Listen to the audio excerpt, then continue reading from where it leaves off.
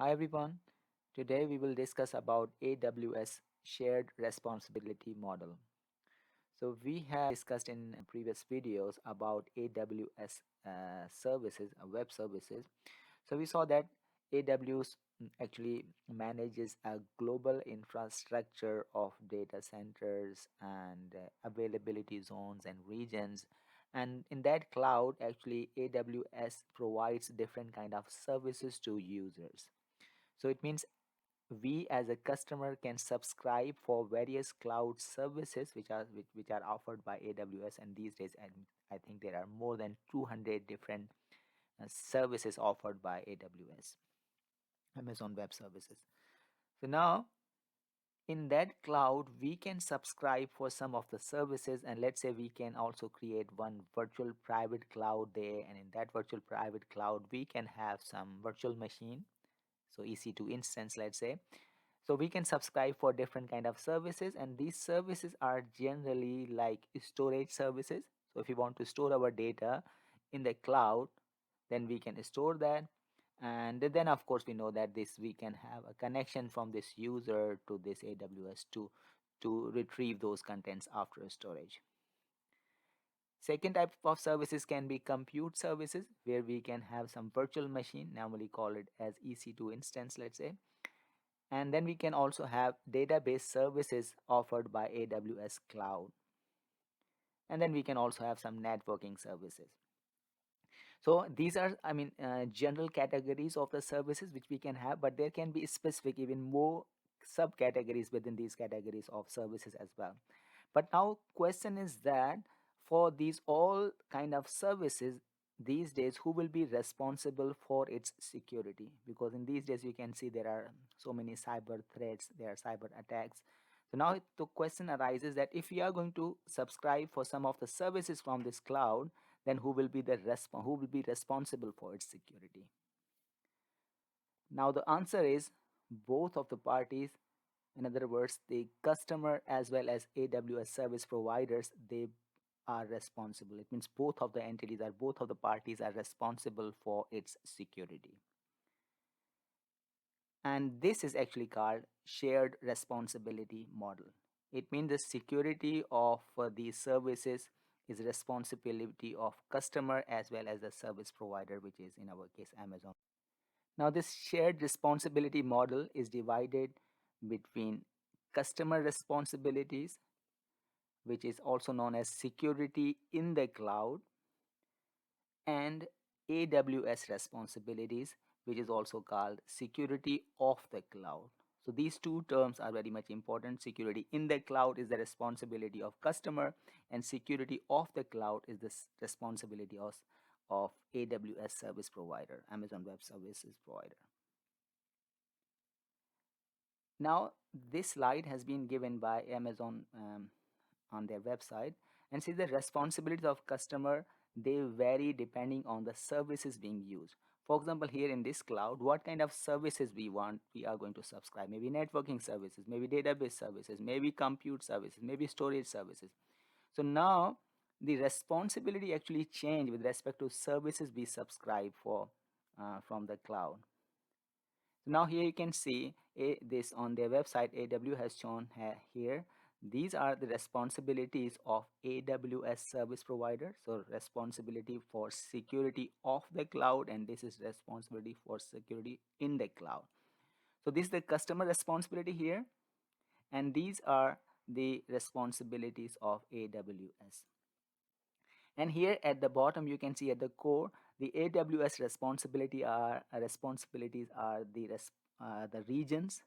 So from security point of view, the regions, they need to be secure. This is their responsibility.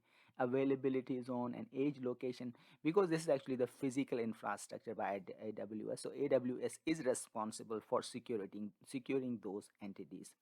So here we have the physical and the network equipment, the routers, switches, this they are also responsibility of AWS. And then they also are responsible for the hypervisor is a software by which they are creating virtualization layer, virtual machines.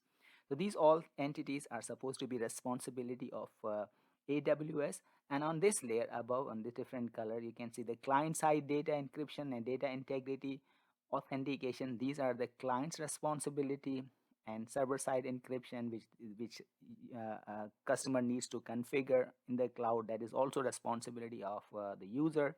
So it means the operating system, we can generalize it, operating system and application running on top of that operating system, and the data which user is going to maybe upload, or maybe in the case of database, or in the case of maybe website. So that data encryption is also responsibility of customer. So platform, application, identity, access management, and customer data, these all are the responsibility of customer. But this is also important to note that the responsibility change depending on the services being used. So this responsibility may change if we are using EC2 instance, let's say virtual computer there, or if we are using this as a storage. Now we are going to maybe explore from one example point of view. So customer is responsible for everything that they create and put in the AWS cloud. So it means in the cloud, whatever customer is doing, that will be the responsibility of the customer. Because here, like, we can just take an example that maybe the outer security of your home may be maybe the responsibility of your guard there, who is standing in front of maybe in the main gate. But what's happening inside that house, that may not be the responsibility, because maybe someone is changing something here, so even the family member or something. So it means like clouds, what is cloud? So the security of the cloud is responsibility of AWS, but security in the cloud is the responsibility of the client, because client will be given some services within that, and now that service is responsibility of the client, of the customer. So that is security in the cloud. Now let's say we are subscribing for some storage services in AWS cloud, and now here, from security point of view, customer is responsible, or customer has to decide that what type of contents the customer is going to store there, and the data which is being stored in that storage service provided by AWS. So their data should be encrypted, whether the data is in transit mode, whether it is moving or being transmitted, or if the data is just just data is at rest, at the state of rest, sorry. So in both of the cases, this is the responsibility of the customer. And then who can access this storage and who cannot access this storage, this also has to be decided by the customer using identity and access management tools. And yes, the same, that who and how to give access to those contents, this is also the responsibility. Like, this is, this is the same thing. So means the customer has to decide that who should have access to that particular data. And now we've look at another scenario where, like, user or the customer is going to subscribe for a service that is EC2, Elastic Compute Cloud.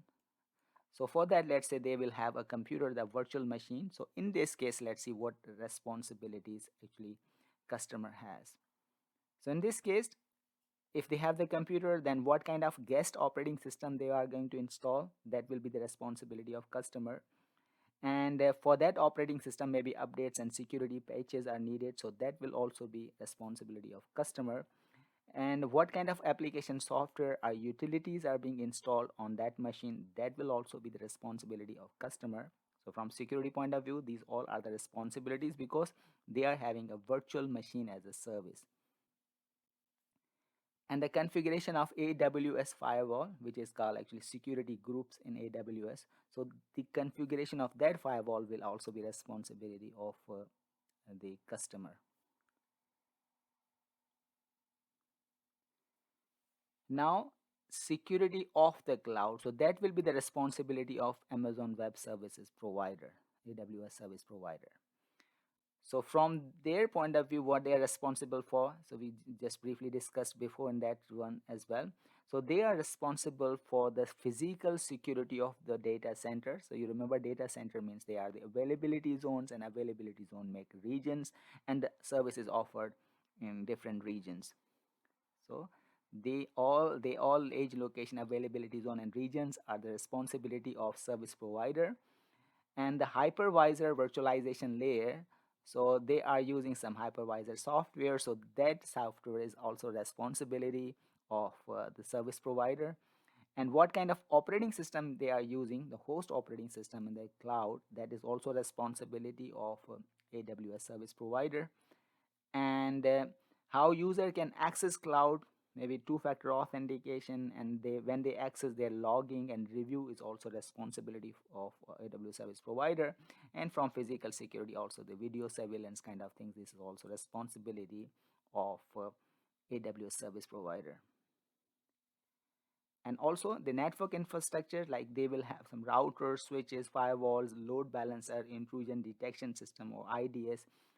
Their configuration and their security will also be responsibility of AWS service provider. So that's it for today's video. We just discussed some points of AWS shared responsibility model. So the responsibility of security of AWS services is divided between customer and the service provider. So they are classified as security of the cloud, which is responsibility of the service provider, and the security in the cloud, that is responsibility of customers. Hopefully this may be helpful for some of you.